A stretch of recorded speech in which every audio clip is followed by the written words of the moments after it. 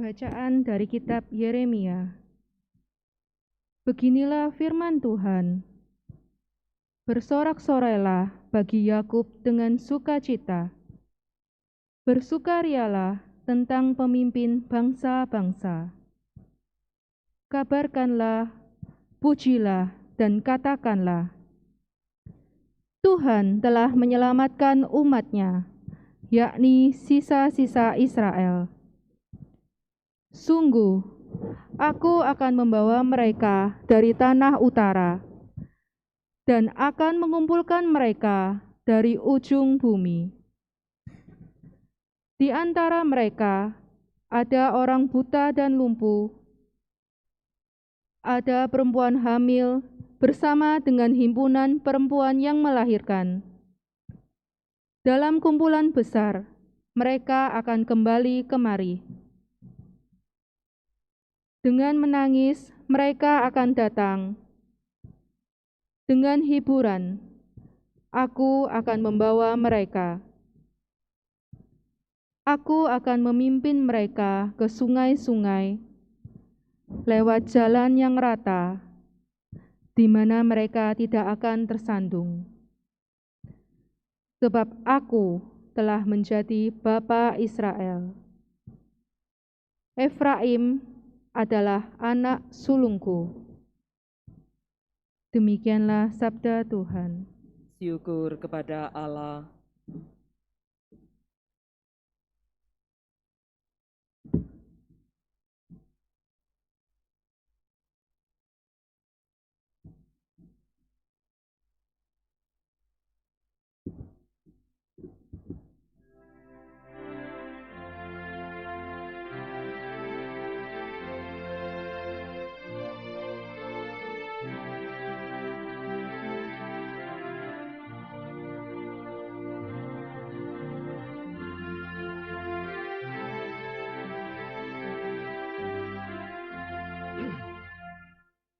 Tuhan telah melakukan perkara besar kepada kita, maka kita bersuka cita. Tuhan telah melakukan perkara besar kepada kita, maka kita bersuka cita. Ketika Tuhan memulihkan keadaan Sion, kita seperti orang-orang yang bermimpi. Pada waktu itu mulut kita penuh dengan tawa ria, dan lidah kita dengan sorak-sorai. Tuhan telah melakukan perkara besar kepada kita, maka kita bersuka cita. Pada waktu itu berkatalah orang di antara bangsa-bangsa, Tuhan telah melakukan perkara besar kepada orang-orang ini. Tuhan telah melakukan perkara besar kepada kita, maka kita bersuka cita. Tuhan telah melakukan perkara besar kepada kita, maka kita bersuka cita.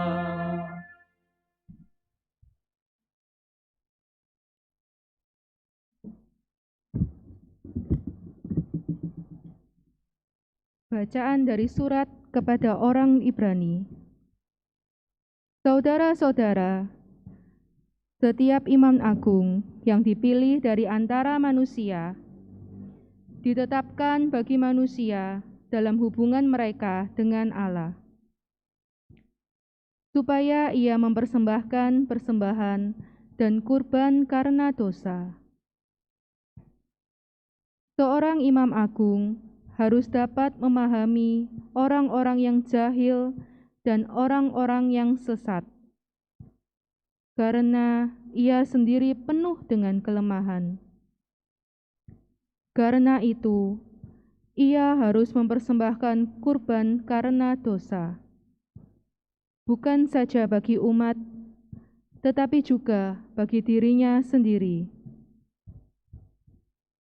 Tidak ada seorang pun yang mengambil kehormatan itu bagi dirinya sendiri, sebab imam agung dipanggil untuk itu oleh Allah. Seperti yang telah terjadi dengan Harun. Demikian pula Kristus. Ia tidak mengangkat dirinya sendiri menjadi imam agung, tetapi diangkat oleh Dia yang berfirman kepadanya, "Anakkulah engkau. Pada hari ini engkau telah kuperanakkan." Atau seperti firman-Nya dalam suatu nas lain, "Engkau adalah imam untuk selama-lamanya, menurut tata imamat Melkisedek." Demikianlah sabda Tuhan. Syukur kepada Allah.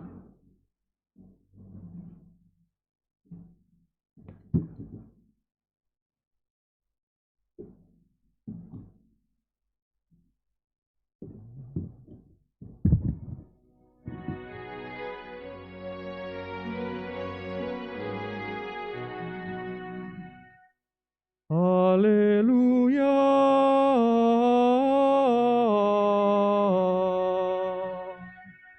Haleluya.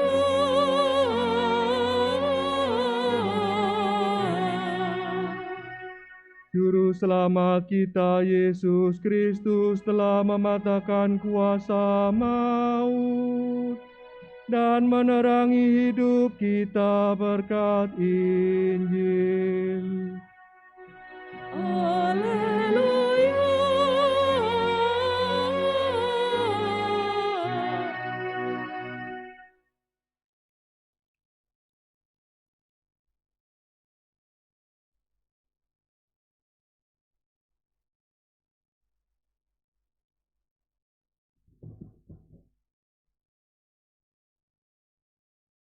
Tuhan bersamamu. Dan bersama rohmu. Inilah Injil suci menurut Markus. Dimuliakanlah Tuhan. Pada suatu hari, Yesus dan murid-muridnya tiba di Yeriko. Ketika Yesus keluar lagi dari kota itu bersama murid-muridnya, dan orang banyak yang berbondong-bondong, duduklah di pinggir jalan seorang pengemis yang buta bernama Bartimeus, anak Timeus. Ketika didengarnya bahwa yang lewat itu Yesus dari Nazaret, mulailah ia berseru, "Yesus, anak Daud, kasihanilah aku." Banyak orang menegurnya supaya ia diam. Namun semakin keras ia berseru, "Anak Daud, kasihanilah aku." Maka Yesus berhenti dan berkata, "Panggillah dia." Mereka memanggil si buta itu dan berkata kepadanya, "Kuatkanlah hatimu, berdirilah, ia memanggil engkau." Orang buta itu lalu menanggalkan jubahnya. Ia segera berdiri dan pergi mendapatkan Yesus. Yesus bertanya kepadanya, "Apa yang kau kehendaki kuperbuat bagimu?"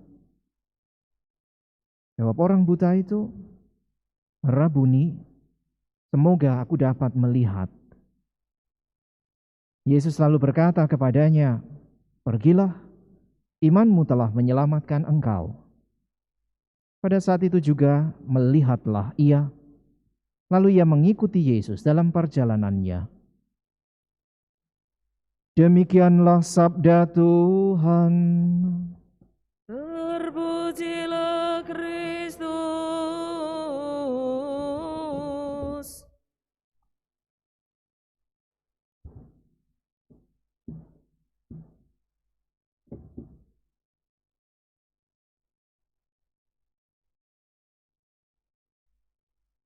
Dari seorang yang duduk di pinggir jalan, ia menjadi seorang pengiring perjalanan Tuhan. Itulah saudara sekalian yang terkasih, dinamika hidup dan iman seorang bernama Bartimeus. Dikisahkan bahwa ia duduk di pinggir jalan karena ia buta. Ia hidup dari meminta-minta sebagai pengemis. Sampai suatu ketika ia dengar bahwa Yesus sedang lewat dan ia berseru, "Yesus anak Daud, kasihanilah aku." Saudara sekalian yang terkasih, kita tahu bahwa pada zamannya kebutaan seperti ini bisa dipandang sebagai tanda bahwa tidak diberkati Tuhan. Orang bisa merasa bahwa dirinya bisa jadi berdosa, mungkin orang tuanya atau siapapun juga. Maka Bartimeus menyadari dirinya hanya mampu berseru, "Kasihanilah aku," di hadapan Yesus yang ia yakini sebagai seorang Mesias. Karena ia pasti sudah dengar apa yang dibuat oleh Yesus sebelumnya, meskipun ia buta. Dan Yesus sungguh bertanya, "Apa yang kau kehendaki ku perbuat bagimu?" "Rabuni, semoga aku dapat melihat," itu jawabnya. Saudara sekalian yang terkasih, Bartimeus menyadari siapa dirinya, memohon belas kasihan Tuhan. Dan ketika ditanya apa yang ia mau, dengan jelas ia katakan, "Semoga aku dapat melihat." Kisah ini saudara sekalian yang terkasih menjadi menarik kalau kemudian kita mengingat kembali bacaan-bacaan minggu-minggu lalu. Dua orang terkasih Yesus juga ditanya oleh Yesus, "Apa yang kamu kehendaki?" Dan mereka menjawab, "Berilah kami kursi di kanan dan kirimu." Bartimeus tidak meminta apa-apa selain semoga dirinya melihat. Pada kesempatan yang lain kepada Yesus datang seorang muda yang kaya dan Yesus pun bertanya, "Apakah kamu mau meninggalkan apa yang kamu punya dan memberikan itu kepada orang miskin, lalu ikutlah aku?" Dan orang muda ini mundur teratur karena ia amat kaya dan amat berat hati untuk melepaskan kekayaannya. Bartimeus ketika dipanggil Tuhan, "Panggillah dia." Tadi dikisahkan ia menanggalkan jubahnya. Mungkin itu satu-satunya properti yang ia miliki sebagai sesuatu yang berharga, karena jubah dalam arti tertentu itu adalah selimutnya, tetapi juga alas duduknya. Dan ketika Yesus memanggil, dia tanggalkan apa yang halangi dirinya itu untuk bergerak dengan bebas, dan ia datang kepada Yesus dengan menanggalkan itu. Saudara sekalian yang terkasih, maka lalu Yesus mengatakan kepadanya, "Pergilah, imanmu telah menyelamatkan engkau." Jadi sungguh di dalam diri Bartimeus kita melihat iman yang besar. Ia memang tidak melihat secara fisik, tetapi ia melihat Yesus sebagai seorang sosok penyelamat yang ia yakini benar ini Mesias.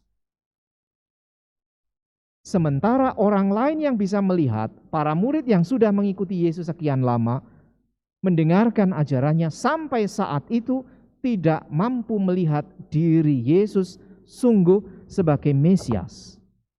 Petrus katakan bahwa dia adalah Mesias, tetapi pikiran Petrus sama seperti Yohanes dan Yakobus. Mesias secara politis yang akan menumbangkan mungkin kekuasaan Romawi dan akan bangkit sebagai raja baru. Bartimeus tidak melihat itu. Ia melihat Yesus sungguh sebagai Mesias yang mampu membebaskannya dari kedosaannya, dari keterpurukannya sebagai seorang buta. Dan karena itu begitu Yesus memanggil, dia datang di dalam kebutaannya. Bayangkan tadi dia dilarang oleh orang lain diam. Tapi dia berseru untuk kedua kalinya, "Anak Daud, kasihanilah aku." Ini iman. Maka saudara sekalian yang terkasih, setelah ia datang kepada Yesus dan ia mendapati dirinya sembuh, ia mengikuti Yesus di dalam perjalanannya. Dan kita tahu Yesus sedang jalan kemana ini? Dia sedang jalan ke Yerusalem untuk menderita, sengsara, dan wafat di sana. Bartimeus mengikutinya. Orang muda yang kaya ketika dipanggil Tuhan meninggalkan Yesus. Saudara sekalian yang terkasih, maka sungguh inilah perjalanan iman seorang Bartimeus. Dari seorang buta yang duduk di pinggir jalan, ia menjadi seorang pengiring Tuhan di dalam perjalanannya menuju Yerusalem untuk menderita sengsara, wafat, dan disalibkan di sana. Maka kita pun bisa belajar dari pengalaman Bartimeus. Kita semua sebagian besar adalah orang yang sehat, yang bisa melihat dengan indera penglihatan kita. Untuk itu mungkin kita tidak mendapatkan masalah apapun. Tetapi bisa jadi tidak sedikit di antara kita yang tidak mampu melihat bahwa di dalam diri Yesus kita mendapatkan keselamatan. Kita ikuti Dia sama seperti para murid sudah sekian lama ikut Yesus, tetapi mata batin kita tertutup karena mungkin kita berpikir dengan gambaran yang lain tentang Yesus. Kalau kemudian kepada kita juga ditanya, apa yang engkau harapkan aku perbuat bagimu? Bisa jadi jawaban kita sama seperti Yohanes dan Yakobus yang meminta kursi di kanan dan kiri. Dan bukan sesuatu yang bisa jadi menyelamatkan kita. Seperti yang diminta Bartimeus, semoga aku dapat melihat. Tidak jarang mungkin mata batin kita sungguh tertutup. Entah oleh kekhawatiran, mungkin ketakutan, ketidakpercayaan, bahkan bisa jadi ketidakpedulian. Atau dalam kesempatan yang lain mungkin seperti Yesus bilang kepada orang-orang Farisi, kemunafikan. Itu semua bisa membutakan hati kita dan membuat kita tidak mampu dengan mata batin kita melihat bahwa di dalam diri Yesus kita sungguh diselamatkan.